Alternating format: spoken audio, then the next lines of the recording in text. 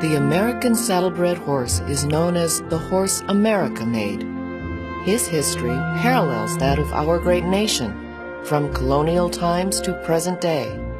Though much has been chronicled about the development of the breed, there remains another, unexposed story within the industry, that of the seemingly forgotten Black Horseman.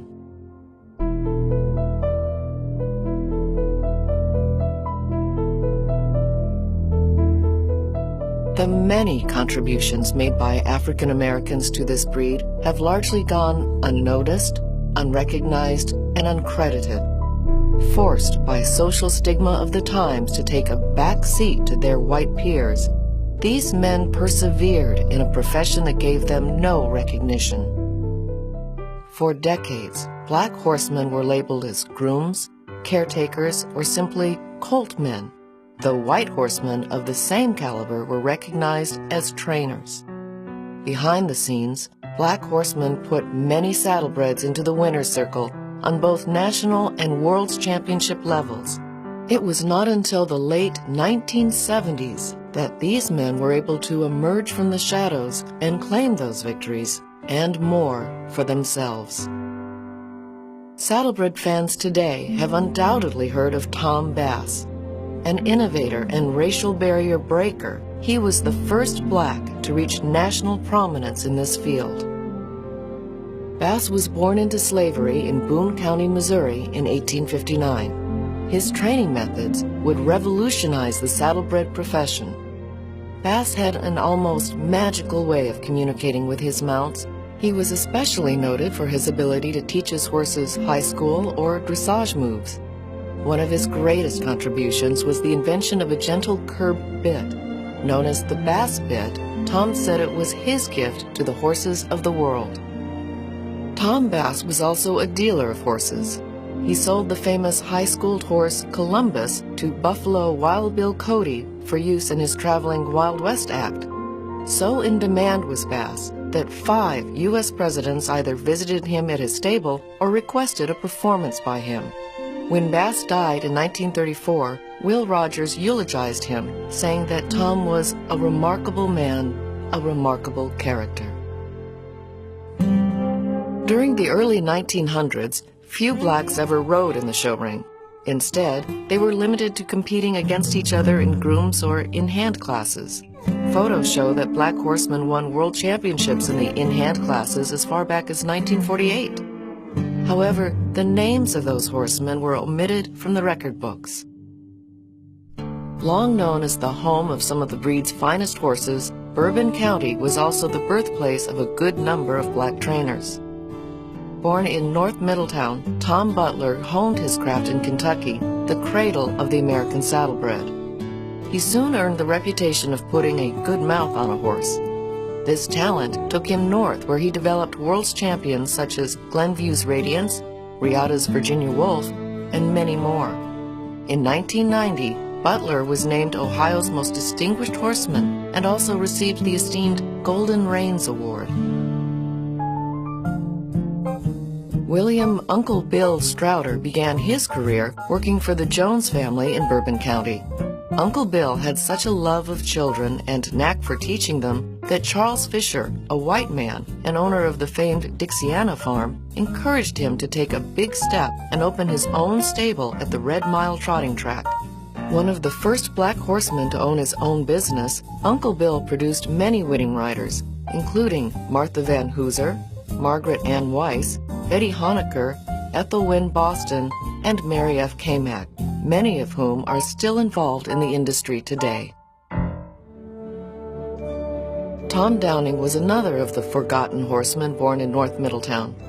He learned his trade well while working at the J.W. and Stoddard Young Farm. He trained such greats as Reserve World's Champion Admiration of the Nation, Next to My Heart, and Richelieu's Fashion. Eventually, he moved north to become head trainer for Dr. and Mrs. Bechtel at the Dells in North Canton, Ohio. Fearing his horses would be unjustly penalized because of his skin color, Downing rarely showed them himself. In a twist of fate, one of the horses Downing trained was Silver Rocket, an odd-colored white mare. she was not winning because of a judging bias against horses of a different color. The idea was conceived to dye Silver Rocket, as she did not deserve to be penalized for her color. When she was dyed chestnut and her name changed to the Painted Doll, she began raking in the blue ribbons. The irony in this story of colors is inescapable. In the mid-1930s, a black celebrity entered the show horse sport. World heavyweight boxing champion Joe Louis struck up an interest in riding. As a respite from boxing, he began visiting Spring Hill stables outside of Detroit, Michigan for relaxation. It was there that he was introduced to saddle seat riding by a black trainer named Henry Jennings. Louis enjoyed riding saddlebreds so much that he bought Spring Hill stables and hired Jennings to manage his horses. In 1938, Joe Louis helped organize what was called the first all-Negro horse show in Utica, Michigan. He performed in several classes himself, including a 5-gated event on his horse, McDonald's Choice. During the 1950s and 60s, the northern states were fast becoming a hotbed of saddlebred activity, and black horsemen were in the midst of it. Ohio and Pennsylvania seemed to accept black horsemen long before other areas of the country did. One of the most well-known was Gray Barham. A native of Milan, Tennessee, Barham opened his own stable on the fairgrounds at Canfield, Ohio. In 1953, he took the position of manager-trainer at Sandy Knowles Farm. He was highly respected for both his ability with young horses and as a teacher. In 1986, he was awarded the Ohio Distinguished Horseman's Award. In 1989, he received his highest honor when he became the first black saddlebred trainer to be inducted into the United Professional Horsemen's Hall of Fame, one of only 2 African Americans to ever have received this honor. Farther north, another black horseman was making a name for himself.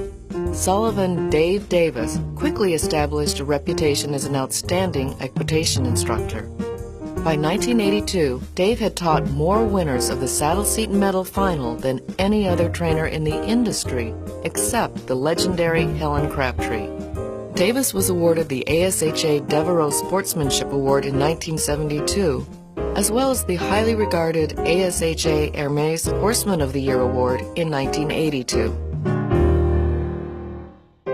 William R. Jr. C. became the first black to win a championship class at the renowned Lexington Junior League Horse Show in Kentucky.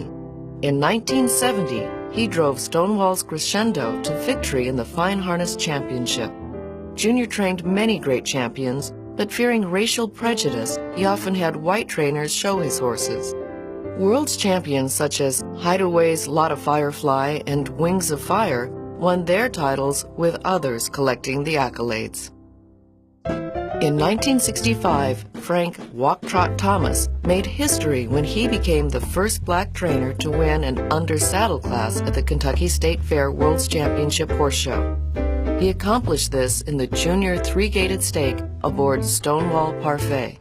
Witnesses to the class say the crowd picked up on the beautiful mare and her talented rider. The more the crowd cheered, the higher Parfait went. Thomas and his mare beat them all, and beat them right. He and Parfait were featured on the front page of the Louisville Courier-Journal after their victory. Those familiar with folk art will recognize the name William Hawkins. A talented black folk artist, Hawkins had a unique tie to Peavine 85, a noted saddlebred stallion. Peavine 85 lived, died, and was buried on Hawkins' grandfather's farm. Hawkins grew up on that farm, where he received his inspiration to paint folk art horses. For 60 years, Joe Walker played an important role in Colorama Farm's storied history. This rare film footage shows Walker with the grand stallion Colorama Rex. Though he worked with many top horses, he will always be associated with this stallion. Walker was in the stall when Rex was foaled. He cared for him for 22 years and helped dig his grave when he died.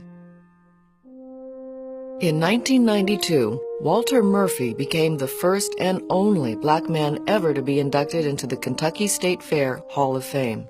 Though Walter never won a World's Championship title himself, he trained many, many horses that went on to win for others. Listen as his accomplishments are recounted in the Hall of Fame induction ceremony. Tonight, we add the 58th name to the Hall of Fame. This honoree has played an important role in the horse world. Unfortunately, he has not heard the cheers of the crowd nor won the world titles in this building. But his presence has been felt here nonetheless. The horses he trained have won here in this building and all over the country. Early in his career, he worked Golden Pheasant and King of Rhythm. He worked a mare called My Smoke Dreams, and Welch Greenwell won the three-gated world championship with that horse. About 40 years later, he worked a horse named Black Irish, and Welch Greenwell's son, Carroll Greenwell, rode that horse to the three-gated world championship. Worked Amber Light. He broke and started the world champion Kate Shriver, who was also the dam of the world champion Will Shriver. He worked the five-gated stallion Black Emerald, the harness horse All Sweet, the famous stallion Glen Grove's Lord Vanity, the three-gated world champion Emerald Future, the fine harness world champion Tasha Ling. He worked the Marquis, Emmy Emerald, Roman Spring, Buck Creek's Precious Princess, Gala Affair, Cavalleria, Main Glitter, and fine harness world grand champions Melody's Winged Sensation and Glenview's Mandala. No, he has not won the world titles himself, but his is the unseen hand that has been present in all of them. Over the years, he has also earned the respect of his fellow horsemen. So tonight, ladies and gentlemen, we honor that unseen hand. Tonight, he is in the ring. Tonight, he can hear the cheers of the crowd as we induct into the Hall of Fame the gentleman from Ohio, Walter Murphy.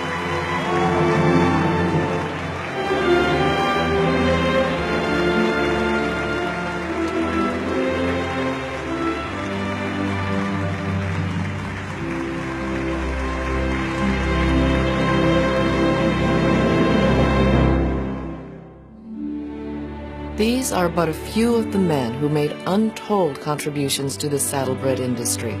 Following is a pictorial tribute to additional black horsemen. Their achievements have remained in the shadows for far too long.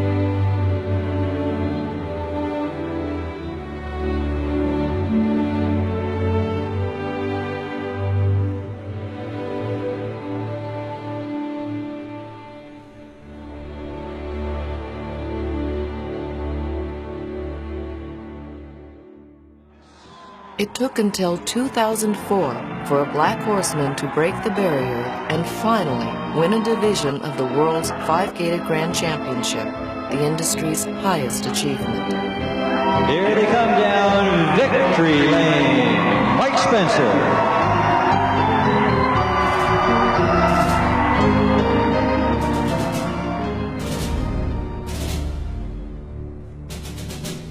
The saddlebred horse is richer today thanks to the talent and perseverance of these forgotten horsemen.